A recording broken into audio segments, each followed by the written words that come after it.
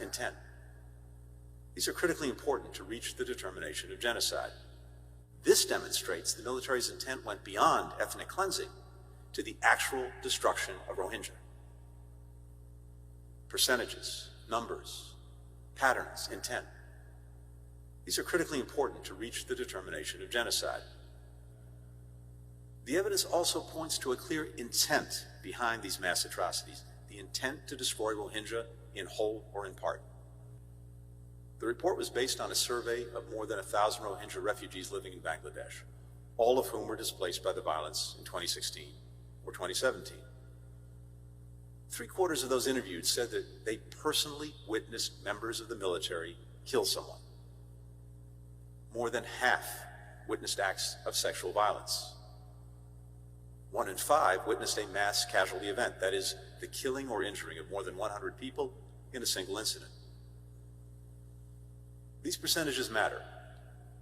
They demonstrate that these abuses were not isolated cases. The attack against Rohingya was widespread and systematic, which is crucial for reaching a determination of crimes against humanity.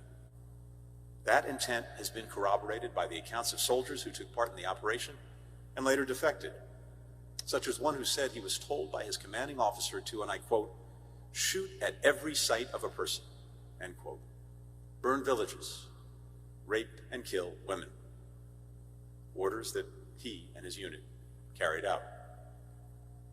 Intent is evident in the racial slurs shouted by members of the Burmese military as they attacked Rohingya, the widespread attack on mosques, the desecration of Qurans. Intent is evident in the soldiers who bragged about their plans on social media, such as a lieutenant in the 33rd Light Infantry Division who, as he was deployed to Rakhine State in August 2017, wrote on his Facebook page, and I quote, "If they're Bengali, they'll be killed." His unit is among those reported to have committed atrocities. Intent is evident in public comments by Min Aung Hlaing, the commander-in-chief of the Burmese military who was overseeing the operation. On September 1st, 2017, as soldiers were razing villages, killing, torturing, raping men, women, and children, he said this, and I quote, "The Bengali problem was a long-standing one that has become an unfinished job. The government in office is taking great care in solving it," end quote.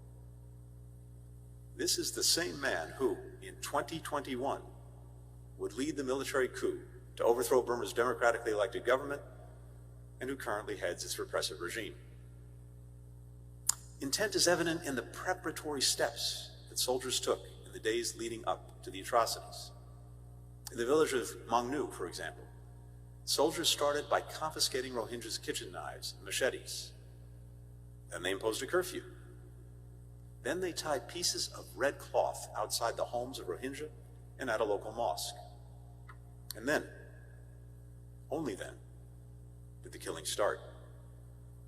Intent is evident in the military's efforts to prevent Rohingya from escaping, like soldiers blocking exits to villages before they began their attacks, sinking boats full of men, women, and children as they tried to flee to Bangladesh. But at the same time, we must remember that behind each of these numbers are countless individual acts of cruelty and inhumanity. Nehra, a mother of 4, begged soldiers not to rape her in front of her children, but she said, "They did what they wanted to my body." Harsa's 12-year-old son was torn from her arms and forced to lie face down in front of her before soldiers began to stomp on his head and neck. It's painful to even read these accounts. And I ask each and every one of you listening, put yourself in their place. Imagine this was your own child. Imagine. These stories force us to reckon with the immeasurable pain wrought by every heinous abuse.